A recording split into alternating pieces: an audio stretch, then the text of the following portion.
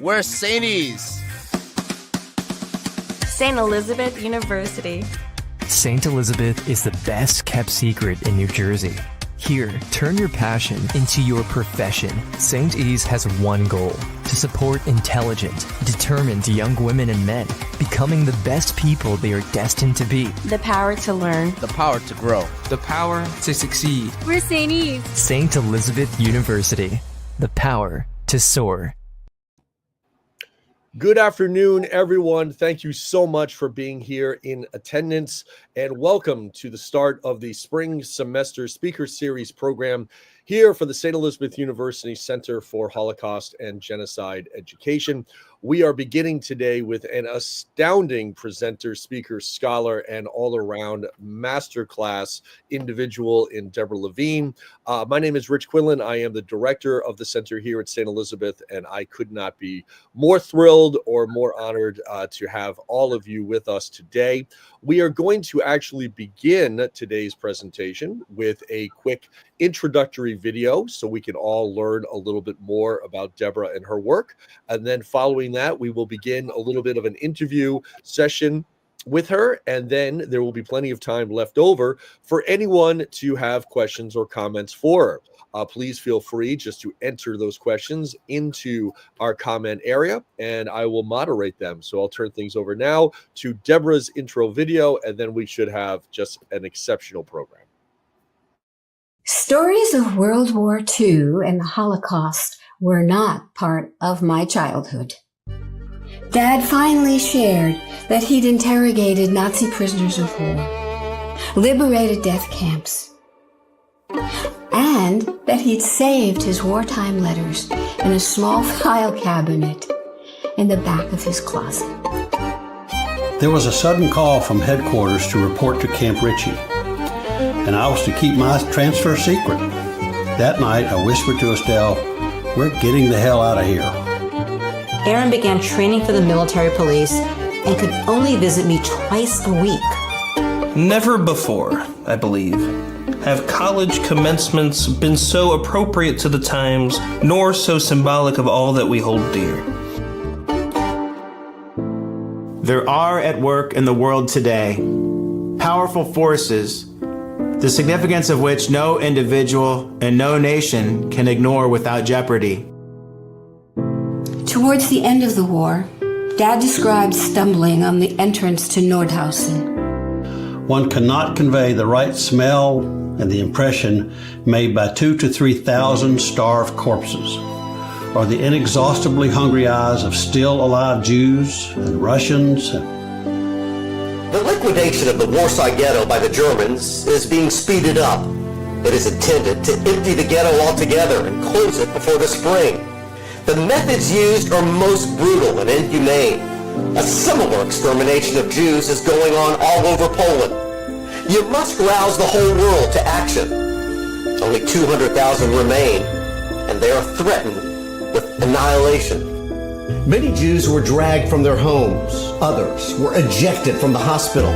At the Rothschild Hospital, Herr Dinneker, renowned for his sadism at the Jewish camp at Campaign, personally directed the evacuation with a whip in his hands. There may be altogether some 55,000, and they are living like animals. That much I know. I've seen them. Dad's letter described this as proof of the existence of evil. The Gestapos chose 100 young men from the workload. A son would recognize the corpse of his father, or a brother would recognize the body of his sister. But we could not cry. Suddenly, from one of the wagons, a gendarme named Carl brought 2 small children. We did not realize what would happen. Be sure of one thing. Terror in the Middle Ages was a child's play compared to this. I saw GIs standing around, just staring, unable to express their anger and hatred toward the Nazis. And these were GIs normally careless about the civilians around them. Aaron, darling, I love you very much, and I can't bear that you should be unhappy. The day has been long, tiring, and exasperating, quite devoid of any humor. I am tired and uncouth and sort of ragged around the edges. not the clean-cut American type youth at all. On May 7th, after dark, the Germans fled and left us there. On May 8th, 1945, the American Army arrived and set us free. What a memorable moment that was. So may be the rest you have earned so well. Your life touched our hearts with the stories that it tells. We will not, cannot forget the evil that does truly exist, and is up to all of us to rally against it. It's an honor to have fellow Chattanoogens read these letters and share Dad's story in a one-of-a-kind history lesson, increasingly relevant today.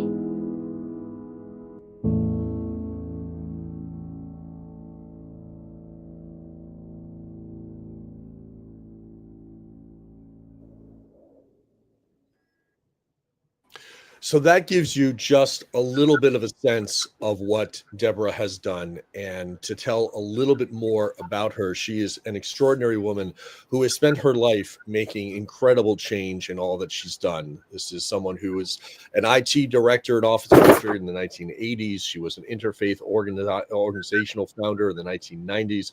She worked as an FBI security trainer following the tragedy of the Oklahoma City Federal Building bombing. She has worked with women's advocacy groups and has spent over 30 years as a diversity change maker.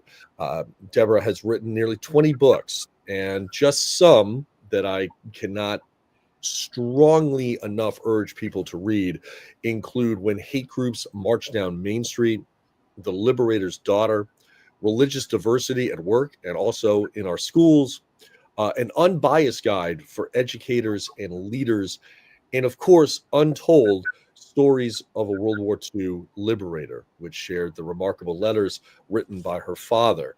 That book also has a tremendous teacher's guide. And so for anyone who is in education, so much of what Deborah has done touches the heart of those who teach others. She's also, I should mention, the author of a wonderful children's book featuring the character of Bunny Bear, including Bunny Bear, Adventure in Diversity Land. And I think her work has taken on greater poignancy and meaning, certainly within our contemporary events. So it is an honor to have with us today Deborah Levine. So thank you for being here, Deborah. Thank you for having me. What a delight.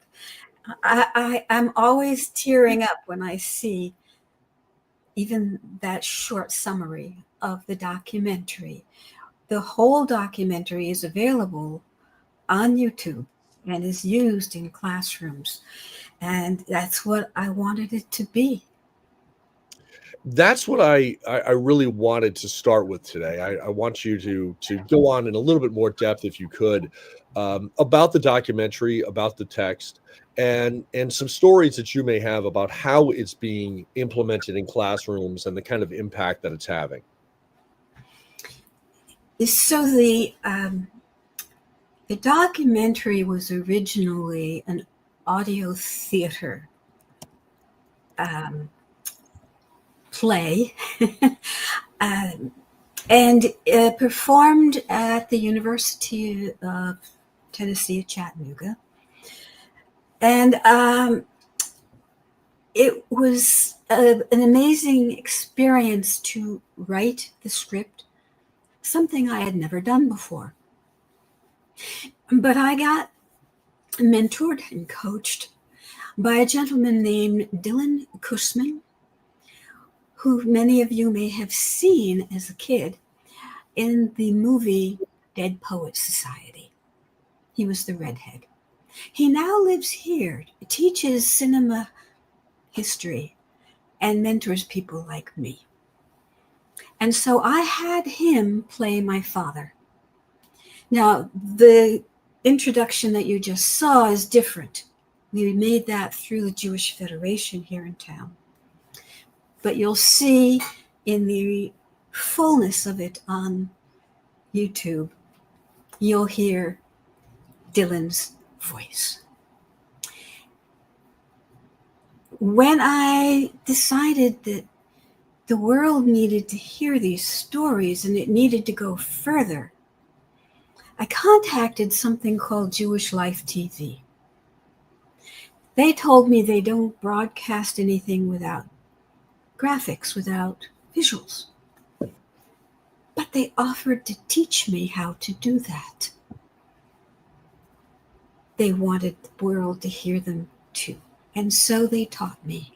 And it became the documentary, which has now been a winner in 16 international film festivals. That means that this documentary is seen not just locally or even nationally, but around the world, which is what I wanted. In the classroom where it's used, right, people watch it often in the university level, but often also in the high school level. And the feedback that I get, right, is often questions about my father. What was it like? And often about me. What was it like to be his daughter? Right? Because I'm the next generation. And in one case, as I had two brothers, they said, how come the only girl, the daughter, is doing this? Now, it happens to be true that my brothers have passed away, but that's not the case. There was something about Dad and I, right, that just came together. Not at first. Holocaust survivors, liberators are frequently a bit distant. They know what's buried deep inside them and they don't want to hurt anybody. But when I started to work for the Jewish community in Chicago, doing interreligious affairs, it was really for my mom because she had cancer and she was a Hebrew school principal. That was for her, right? That's when I got pulled into the whole Holocaust thing. Not that I didn't know stuff. Dad had made sure he left books in every bookcase in our house, including the Diary of Anne Frank. But when I asked him, Daddy, what happened to Anne Frank? She died. It was the end of the discussion. Yeah. The silence was very much there. So as you were doing the research and you're putting together the letters and you're in a way almost rediscovering your own family history, was there always a thought that this was going to become a documentary, or was it just sort of an incremental, stage by stage, discovering this information without necessarily a long range thought about what it could become? So I found out about Dad's work when I worked as the community director for the Jewish Federation in Tulsa shortly after the Oklahoma City bombing. And the neo-Nazis were everywhere. That's where I got trained by the FBI in security. And I said to Dad, I'm now training Holocaust survivors to speak to the media. And do you believe it? Most of them have never even told their own families the story. And Daddy said, well, I haven't told you mine either. Okay. That, coupled with the fact that famous Holocaust denier, David Irving, came to Tulsa, spoke, and I went to hear him. Had Daddy come to Tulsa, let me know about the letters for the first time. And I arranged for him to do a radio interview, which is up on my American Diversity Report. If you look under the page, Liberator's Daughter, you can hear him personally. But when he finally sent me the letters, I started to read them. I just couldn't handle it. So it took me a long time, but I was a writer. I'd already published a book, 2, maybe 3. And what else was I going to do? So I started writing. Daddy said, well, you're getting there, which was Aaron Levine's way of saying, bunch of crap, kid. So it took me 20 years to write that book. And I had no idea of the documentary. When I wrote it, people talked to me about it and said, could you write some more and make it a bit more personal? Because that was hard to do. And I tried. And the second in the series, The Magic Marble Tree, was much more conversational and personal. People loved it. Amazing to think that growing out of the tragedy of the Oklahoma City bombing came your work. I mean, that really is, it's such an extraordinary connection that spurred on your conversation with your father and all that it's created and all that you've done because of it. You mentioned this being used in school and the need, as we know, for Holocaust education. And just last week, Deborah, we talked about this a little bit, but just last week, the Claims Conference released their result of an extraordinary 8-country survey in which they gathered 1,000 adults. So we weren't focusing on high school students, which has been done in the past, but 1,000 adults from the US, England, France, Germany, Poland, Hungary, Romania, and Austria. And some of the numbers are truly chilling. Now, let's start with the positive. 93% of the people surveyed said that it is important to teach about the Holocaust. It needs to be done. Yet, 48% of the Americans could not name a single camp. Now, just this week, of course, it's International Holocaust Remembrance Day on Monday, the 80th anniversary of the liberation of Auschwitz. You would think that Auschwitz would at least be a name that Americans would know, but nearly half of the people surveyed could not do it. So I know this is an extraordinary loaded question, but you're clearly taking remarkable steps to increase Holocaust education. What do you think can be done on in a more general, sort of in a broader scope of how to increase Holocaust education so we don't have a nation that a generation from now or 2 generations from now cannot, we don't want 80% of Americans unable to name a camp. How do we stop this? Oh boy. Yeah, thank you. I'll give you the rest of the hour. Well, a couple of things. First of all, a country like Germany, right, which was the heart of the Nazi regime, is going to have a lot more interest in the history of the Holocaust because it's their specific interest. Having said that, right, the very far right extremists are beginning to move in and say, oh, we don't need to know that anymore. That's part of the worldwide view of the Holocaust. I do believe in Germany that it is still against the law to deny that the Holocaust ever happened, right? But that's not the case here.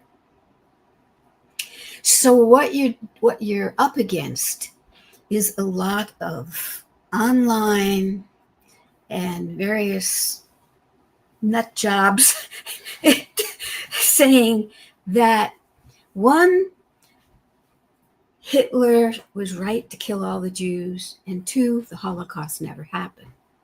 It doesn't occur to them that it doesn't go together logically. They just go for it. Now, I will tell you that when my father, back in 1945, was assigned to interrogate Nazi prisoners of war, he told me, he slapped one of them. And I said, "Why, Daddy?" I was young. He said, "Because he said Hitler should have killed more Jews." This is a phrase that is being sent around by American young people, like the Proud Boys, today. All these years later, and it's still, not only still being said, it's getting mainstreamed. Okay? So Holocaust educators are up against this. And when I was in a class teaching Holocaust education, I was a guest presenter. I asked the kids, because it was voluntary, they didn't have to take it, "Why did you take it?" And one of the answers of the students really sticks in my mind. She said to me, "Well, I wanted to hear both sides of the story." What?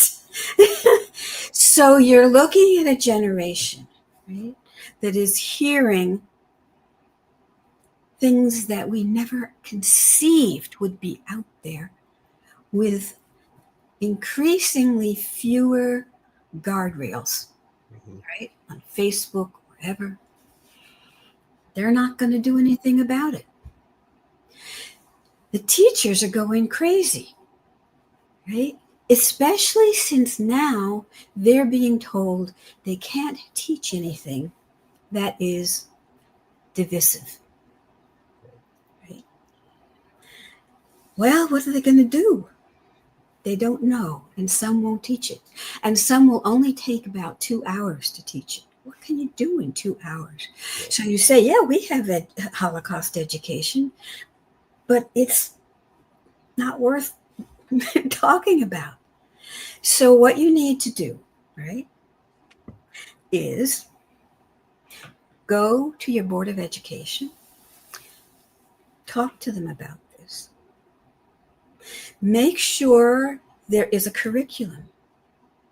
Make sure that the curriculum has legitimate resources, maybe from the U.S. Holocaust Museum, because many of these teachers are just going out and finding their own, and who knows what they're coming up with. Right. Okay? That's what needs to be done. You raised a tremendous point there. There does seem to be an increasing atmosphere of worry. You could even say fear for teachers who are concerned about saying the quote unquote wrong thing, offending someone, and so then when you're in that type of situation, most people will defer to doing the path of least resistance, which means maybe not teaching this at all. And I taught middle school for 26 years, so I empathize with those who find themselves feeling that way. But there has to be a very clear message coming from Board of Eds that this is important, this is critical, this matters, and we can't see books like Maus or Night or others being taken out of libraries or taken out of syllabi, and so there's a tremendous amount of work to be done, and I think it's a critical message to Holocaust educators everywhere that it may sound trite, but you can't be afraid. You can't give in to this. This is far too important, and the negative repercussions of not doing what we know is morally right is far more serious than whatever the risk, quote unquote, might be of teaching Holocaust ed properly. We are starting to get some good questions, Deborah, and I know we will get to them in a few minutes. For anyone who does enter a question, if you could let us know where you are, a little bit about maybe what you do. I know we have some wonderful St. Elizabeth University students online. I know there are people here from Temple Judea on Long Island. We have members of our advisory board for the center. So we have a really tremendous audience. So please share a little bit about yourself when you type in your comment, please. There is a wonderful question coming in that I'm going to get to in a moment about Holocaust education and mandated Holocaust education as it stands in 30 states. But you said something very, very important, because you touched on social media, you touched on free expression. We know that almost just less than 3 weeks ago now or so, Zuckerberg announced that Meta will no longer have fact checkers. And there was something that happened just last night. And you and I both talked about this early this morning. We both seen the quote. And it is a comment from an MMA fighter named Bryce Mitchell. Now, we know MMA is a growing sport. It's a massively popular sport in the United States. And, you know, I'm old. I still watch boxing more than MMA. But we certainly know the target audience that MMA is pulling in. It's a younger male audience. And Bryce Mitchell has a podcast called Arkansas Sanity. He's from Arkansas. And he said the following last night on what is, by the way, the first episode of his podcast. He said, talking about education, and this is his direct quote, "I honestly think that Hitler was a good guy based upon my research, not my public education indoctrination." He went on to say that when you consider what we have been taught, you will realize, again, this is his quote now, quote, "the Holocaust ain't real." I think it's easy for us, for all of us who are in Holocaust ed and people who care, or people who just have any shred of empathy, to maybe think that this is just some lone lunatic who's just kind of shouting into the woods and no one will pay attention to it. But the reality, that's not the case. And even if it was, we know how dangerous even the smallest of groups can eventually grow to be. So what do we do, Deborah, in terms of pushing back against this kind of hate speech in an atmosphere where we still want to protect freedom of expression? Thank you for asking this, because the word that you mentioned, again, the word that you mentioned that Oh, indoctrination. Yeah. Yes, one of those new buzzwords, kind of a dog whistle term. Absolutely. Exactly. I think people should understand a bit about the history of this term, because it was one of Hitler's favorite. He used it in terms of education, that it had done a job on young people, thanks to communists and Jews who indoctrinated them. And so there had to be a change. And that meant that there had to be true patriotism. That patriotism meant that what Hitler said would be the truth, and things that were against what he said should be deleted. Sound familiar? Yeah. So if you look at the history of this indoctrination term and how successful it was, think of Hitler Youth and how he pulled them together, especially young men, right? And what is happening today with the idea of leftists and liberals indoctrinating young people in our schools and universities, and they should not be allowed to. They are preventing freedom of expression. Well, there's all kinds of terminology being used, right, to promote, right, a basically fascist way of creating a culture. And it appealed to a lot of Germans, right? And it's appealing to a lot of Americans. So what do we do? Right? I remember my father talking in his letters about meeting people who had the courage to speak out against all this. And I think that's what we need now. And it can't just be teachers, but it has to be parents. Because sometimes teachers are worried that a parent is going to make a complaint about them. So there needs to be a lot of vocal positives to counteract that. Right? The worst, right? One person I remember saying about Hitler is his best friend was silence.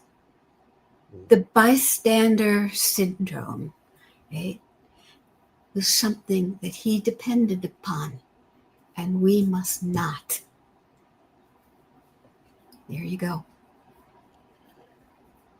I think it's a phenomenal answer, and you're absolutely correct that not only do people from all walks of life and all different worlds have to speak together with one collective voice, but it is that idea of putting out the positive too, of not matching hate with hate, but rather putting forth why this matters and the implications and the lessons and the legacy that can be learned.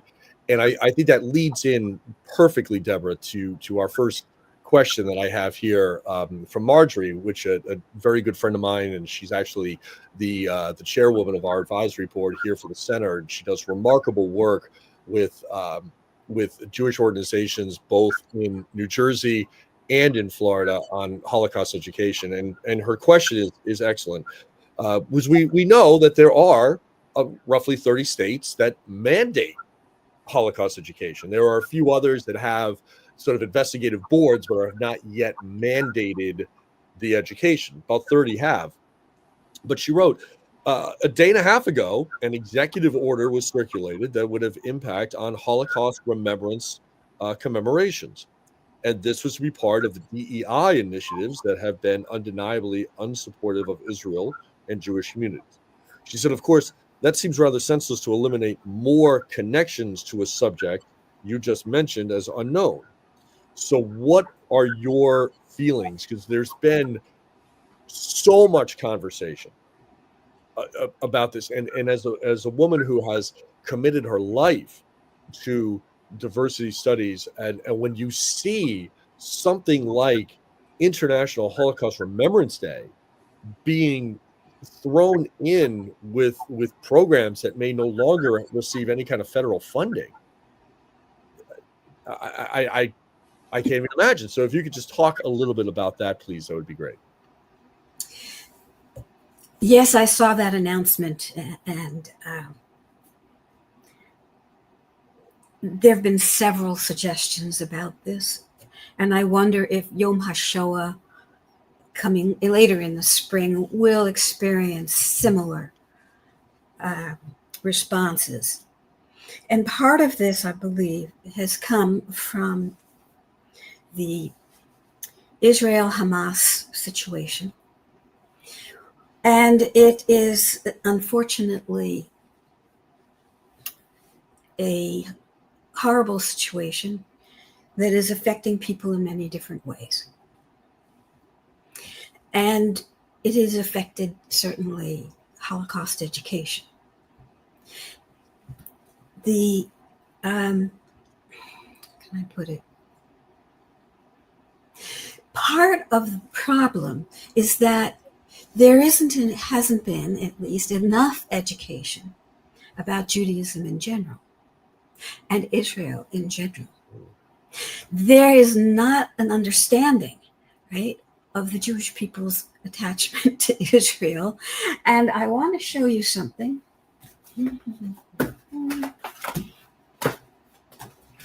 Because of that, right, I revised and republished a book that I wrote 30 years ago for the American Jewish Committee. I was a consultant at that point. And this book, Dialogue on Israel, with Christians and Jews, right, is actually an interreligious training guide. I wanted people to understand the centuries worth of anti-Semitism that prevented Jews from returning to Israel. The incredible ghettoization of Jews, the conspiracy theories around Jews that are being repeated today, and they seem to resonate. That people do not understand the incredible history of it. And I think that that's something that they need to teach in addition to simply Holocaust education, right? So they need to understand the conspiracy theory that Jews are children of the devil. They're all going to go to hell. God has rejected them. And understand why the Second Vatican Council of the Catholic Church did what it did, right, in making Judaism a legitimate religion and trying to take away the hate that caused the Holocaust. And I don't think people understand the incredible hate embedded in cultures for centuries, and they need to. It's such a good point. There's that old expression that history may not repeat itself, but it rhymes. And we're hearing so many of those same tropes Yes, that date back centuries. And you mentioned the Second Vatican Council. That was 1965. I mean, I know, particularly for our college students, that's when dinosaurs roamed the earth. But 1965 is not that long ago to think that. And of course, if you look at what the original prayer was in Roman Catholic Mass, it actually asked to pray for the godless Jews to have their veils removed. That was the language until 1965. So we may be fighting against tropes that date back to the times of the bubonic plague, or even obviously back to biblical times, but we're also dealing with a reality that is only within the past 70 years, 65 years. I mean, so this is something that is still very, very fresh, and this is something that you referenced earlier, Deborah, where people say, well, it's so long ago, sort of why are we still talking about this? And that's always been extraordinarily troubling to me, that what we're talking about, whether it be the Holocaust or the post-Holocaust world, we're not talking about a long time ago. This is all still very fresh, very new, and obviously we're still discovering areas of Holocaust education.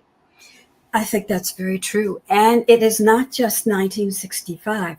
When I ran the National Christian Jewish Workshop in 1990, right, in Chicago, one of our speakers was Cardinal Willebrand, who is part of the original Second Vatican Council.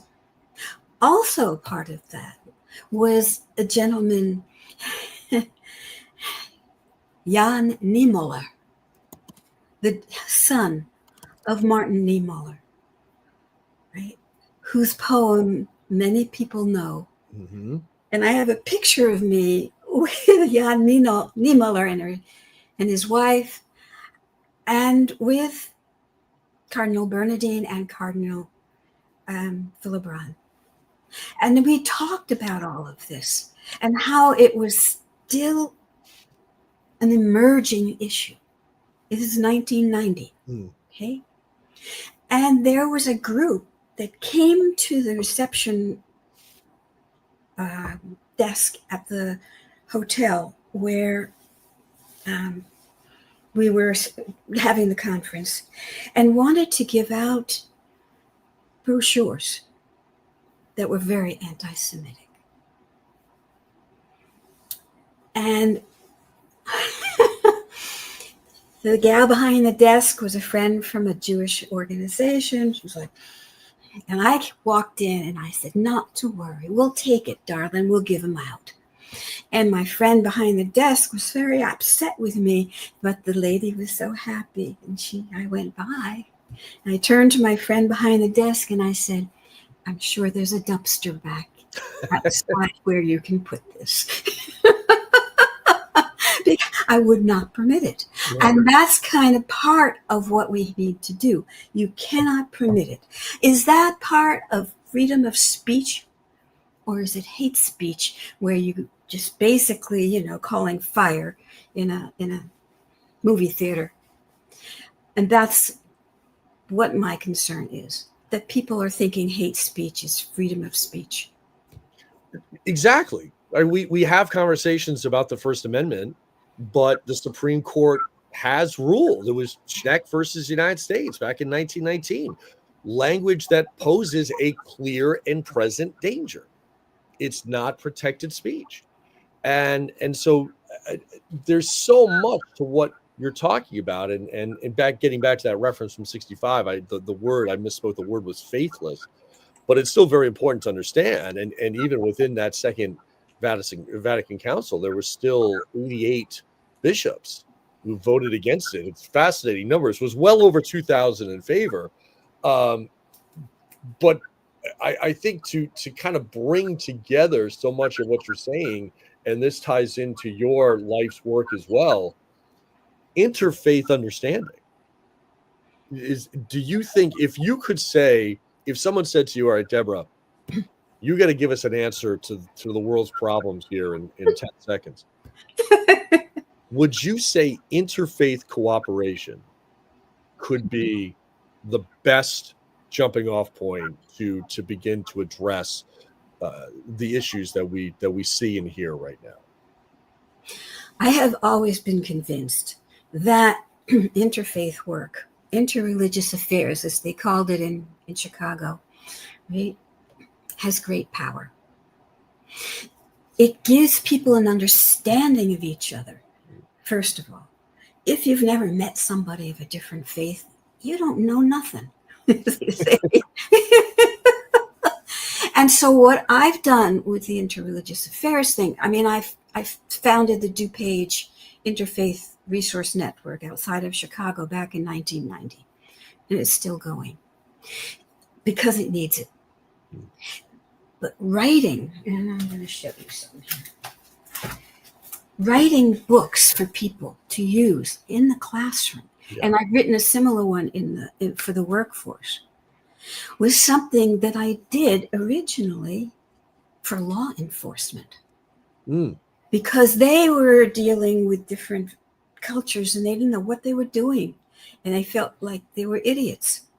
And so at first they wanted me to carry the equivalent of a cell phone 24/7.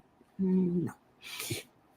I knew they weren't going to read all these books, but if they could have at least a little bit of what I call religious literacy, they would be better.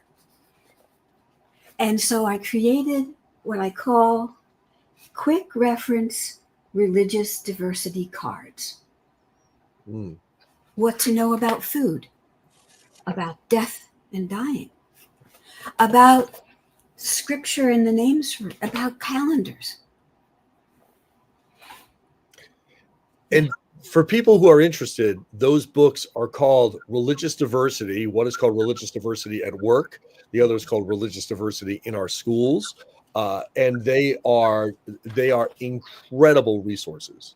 I had no idea that they actually grew out of a demand or a need or request from law enforcement. Makes total sense, but that's really fascinating, and speaks to our point today about how many different areas Holocaust education, interfaith work, is how many lives these ideas touch, and how important it is doing what you're doing.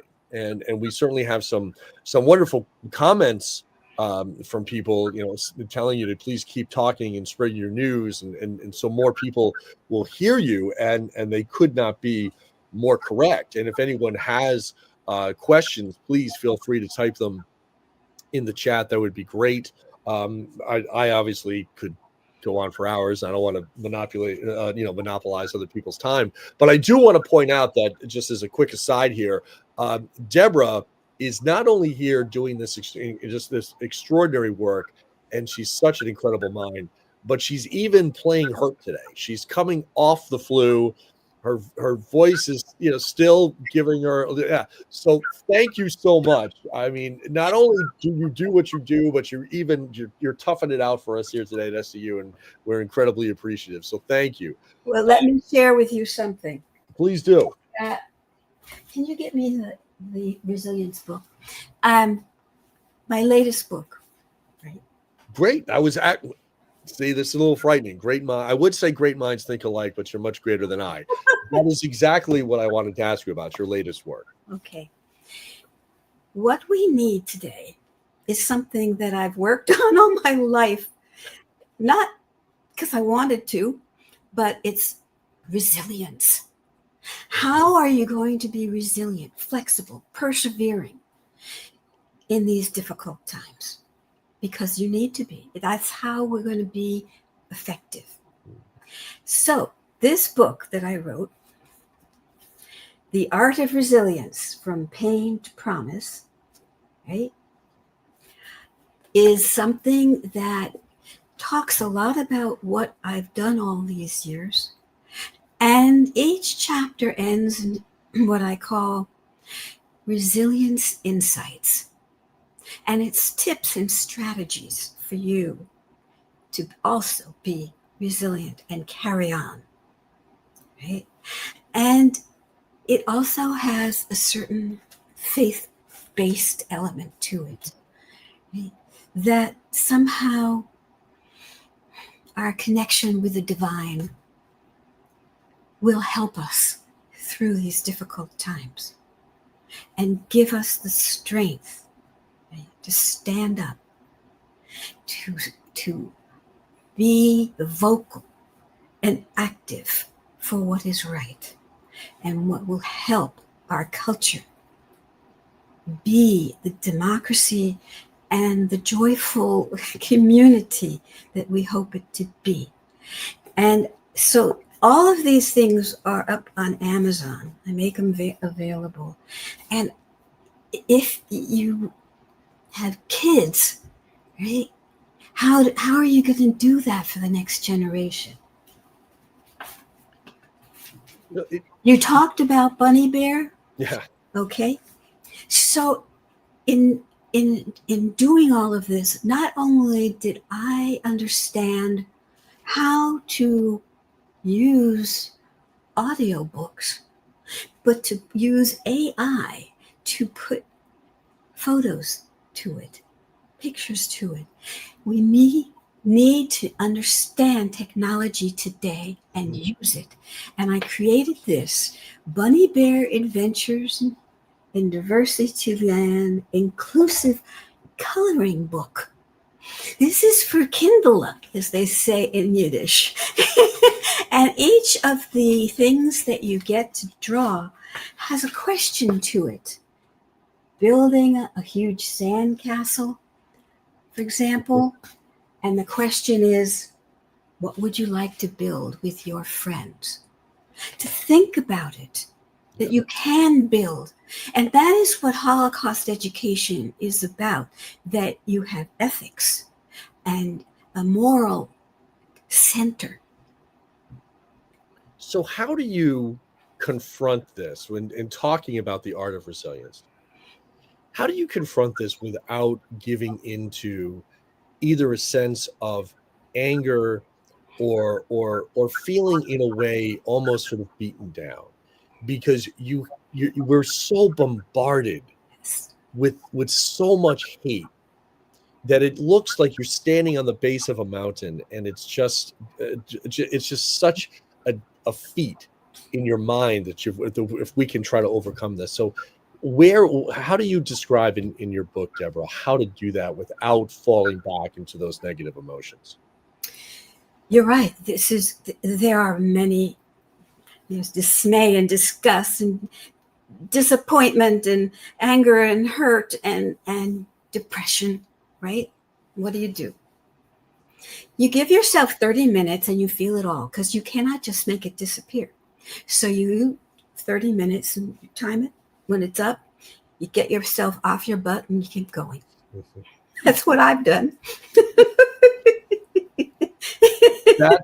That's a heck of a message, and we have a great message I think that ties in with that. This is bad. You can tell I'm getting old when I'm going to put on my glasses to read the comments. But Marcia put in a comment here. It's fantastic. She said, "At the age of 14, I was part of a group of high school students who visited Eastern Europe, including Auschwitz. It was and is a nightmare. More should have that kind of experience." And I don't think you could say it any better than that. That's absolutely true. And the ability to walk those grounds, you do really feel that you're on this very unique, very hallowed soil, and you kind of feel the ghosts of the people who have been there. And it is incredibly powerful. Well, I will share with you that one of the universities here in Chattanooga, the Southern Adventist University, has a program where it takes students, a whole group of students, to go to Europe and make a sort of trip around a number of the Holocaust sites. And they had me come in and speak to them before they left about what it was like. And I'm delighted that they do this. And I hope more people, more universities and schools will. Well, I can speak to it personally, because that was exactly what happened to me. I was part of an organization called the Holocaust and Jewish Resistance Teachers Program back in 2016. And after spending 2 weeks going through Poland and Germany, and I think we did 7 camps and dozens of memorials and museums, I suddenly came home and realized what I wanted to do when I grew up. I mean, it just completely altered the trajectory of my life, and it is just so remarkably powerful. And it was great to see on Monday the kind of coverage that large news organizations were giving to the ceremonies that were taking place in Auschwitz. And you hope people watch, and you hope that they began to take in, and maybe it generates an interest in people to go and experience that, because it's really just beyond extraordinary. Deborah, you talk to a lot of different people, and you talk to a lot of different groups and a lot of different age groups. How do you begin? First of all, let me just ask this, and then the second part would be, who are the youngest audiences with whom you speak, and how do you differentiate your message about Holocaust education between, say, young children and then maybe a more corporate world, or a high school versus a college? Okay, so with the very young people, I concentrate more on the ethical lessons rather than the actual history, like Bunny Bear. And if you go on the American Diversity Report and look up the Bunny Bear, you'll see links to the Bunny Bear video stories. So I'm using AI, I'm using video, I'm using technology to reach the younger audience. I hope I'm not being too pessimistic, but a lot of folks, young folks these days, are not reading books, right? So that's why I did the documentary, and that's why I did the Bunny Bear stories in the coloring book, and a teacher's guide for it. The same thing with the high school people. That many years ago, I created a book. I've got that one around here somewhere. Okay. Inspire Your Inner Global Leader. And there are things in here, very short, about my family, about the Holocaust, but each one after it, right, has comments from the high school students, because I did this with them in person and I asked for the comments. And then I tell them in the book, now it's your turn. What you gonna do? Create a blog. I want to hear from you. People want to hear from you. And that's why, oops, sorry about that. No, that's somebody calling you right now to bring you out to talk to them. Yeah. So I wanted people to understand, right, that learning about this can be a discussion. It is not just simply reading history. It is talking about it. What did you get from it? And the comments from the young people are just great. Okay, so one of the chapters, for example, is say no to hate speech. Right? And there's a culture tip at the end.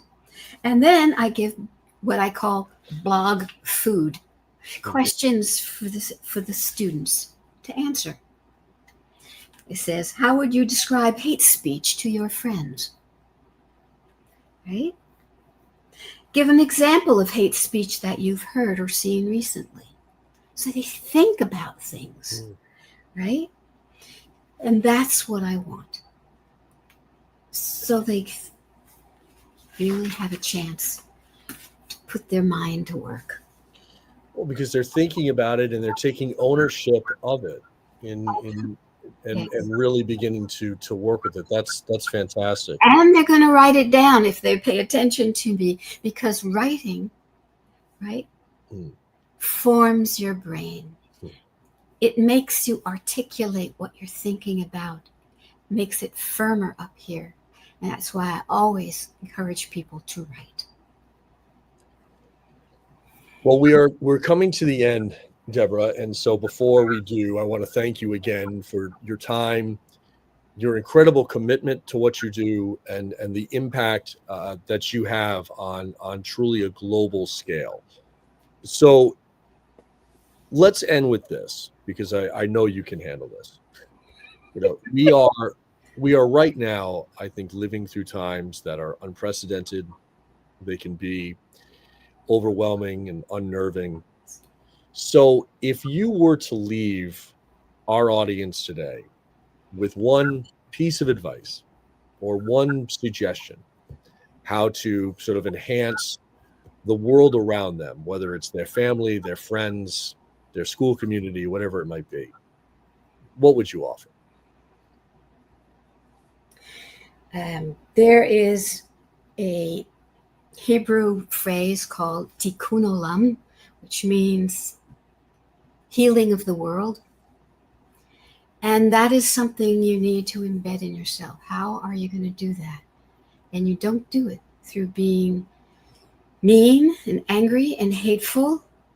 You do it with making a difference, kindness, and spreading that.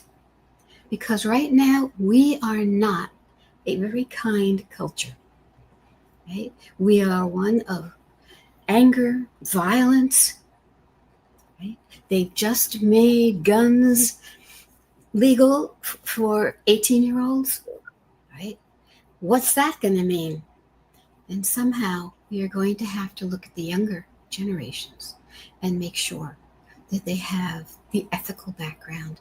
And that means tikkun olam and acts of kindness.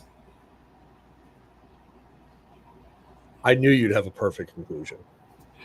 Deborah, thank you so much. I want to thank everyone for joining us today. Certainly to Mike, Josh, Brandon, the individuals here at SCU who helped put this together from a tech perspective. This is the first time we've used this platform. Could not have been more wonderful, and certainly could not have had a better start to our spring programming than to begin with Deborah Levine. Deborah, it is always an honor to see you, to work with you, and I know that we will do this again because your message continues to be so important and resonate with so many. So thank you again.